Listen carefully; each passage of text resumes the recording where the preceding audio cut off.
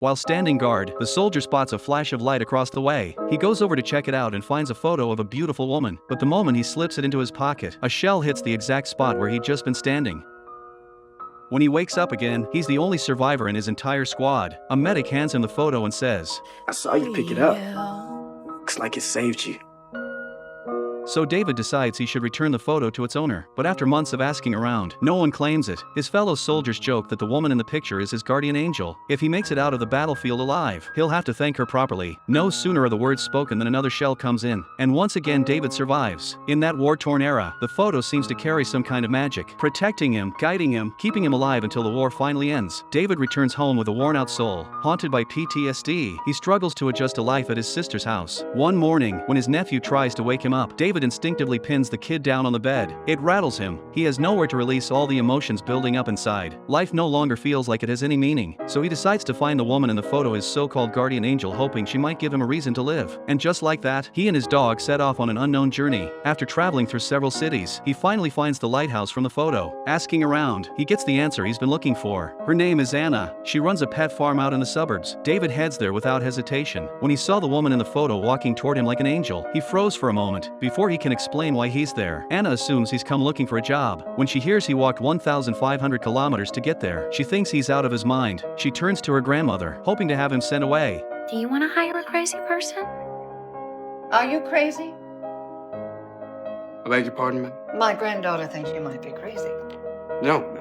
But Grandma likes David, so he gets to stay. David rents a rundown warehouse nearby and throws himself into work. He cleans up the filthy kennels, fixes an old tractor that hadn't run in years, and in just a few days, he wins Grandma over completely. But Anna keeps her distance. She notices how he stares at her unblinking. Intense. Yet every time David sees Anna, the chaos inside him quiets down. One day, he spots a piano in the house and can't resist playing it. Anna's son catches him in the act. Ignoring his mom's objections, the curious boy invites David over for dinner. They even play a game of chess. Seeing her son so happy, Anna begins to let her guard down. As David is leaving, he almost tells her the truth about why he came, but stops himself. Another time, baby.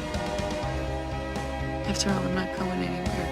The next day, Anna returns from a funeral and suddenly breaks down, lashing out at everything. Seeing her like this, David rushes over to calm her. It turns out her brother was in the military too. He died a year ago. The army never explained how it happened. There are even rumors it was friendly fire. All Anna wants is to know that her brother didn't die for nothing. Seeing her in pain, David stays by her side in silence. You got a great laugh, you know that? Why didn't you try telling me a joke?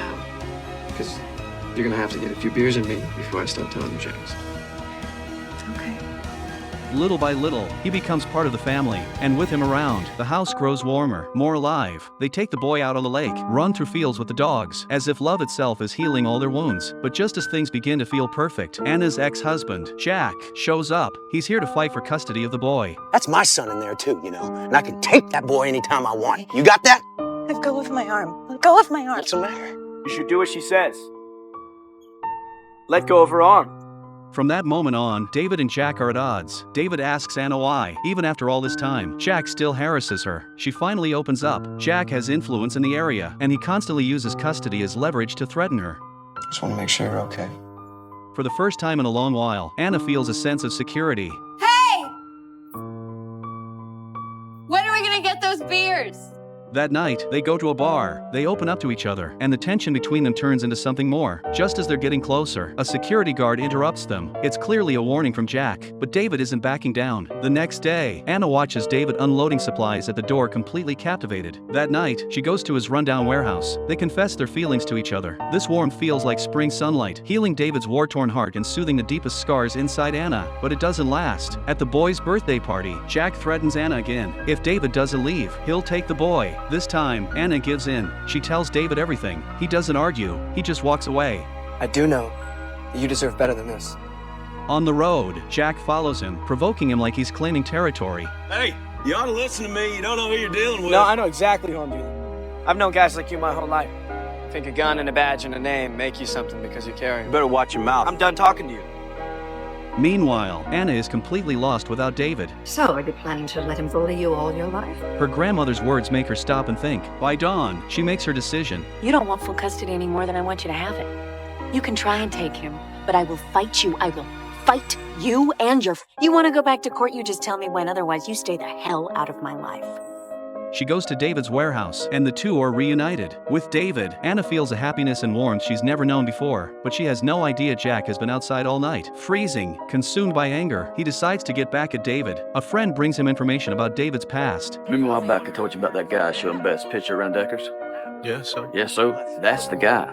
Suddenly, Jack gets an idea. He rushes to David's warehouse and takes the photo. Then he goes straight to Anna, claiming David came here with an ulterior motive. He says David was one of the soldiers who killed her brother. Maybe he came here out of guilt. Old wounds are torn open again. Anna confronts David, demanding answers. Why do you have the photo I gave my brother? Finally, David tells the truth. Back on the battlefield, death could come at any moment. That photo didn't just bring him luck, it gave him a reason to live, the courage to keep going. He says Anna was like an angel, guiding him out of that hell. But Anna can't believe him. She ends things completely. As David prepares to leave, the boy runs out and hands him his favorite book as a gift. The next day, just as David is about to leave town, a drunk Jack shows up again, even pulling a gun on him.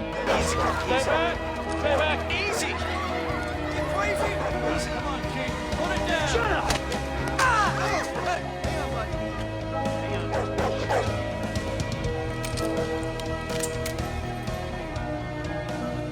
You're not a bad guy, Keith. Later, David flips through the book the boy gave him and finds a photo inside. It's Anna's brother. The moment he sees the familiar face, everything comes rushing back. During that night raid, a teammate was shot down. Anna's brother charged forward without hesitation to protect him, but was hit by a grenade and died on the spot. David rushes to Anna's house. At the same time, Jack shows up there too, trying to win her back. But Anna has had enough of him. She shuts him down hard. Enraged, Jack threatens to take the boy away. Terrified, the boy runs out into the storm. Rain is pouring down. He runs toward his treehouse by the river, but the calm stream has turned violent. Jack tries to cross the bridge but accidentally snaps the rope. The boy is in danger. Jack grabs the rope, holding on for dear life, but it's too much. The boy falls into the river. Jack jumps in and grabs him. Just as David arrives, he pulls the boy back to shore, but none of them notice the treehouse above is about to collapse. It comes crashing down, killing Jack instantly.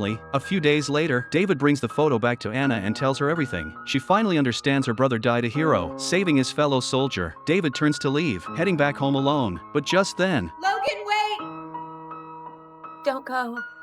the two lovers embrace tightly at last. One lost his life to war, the other lost the person she loved most. And somehow, by fate, they found each other and healed each other's wounds.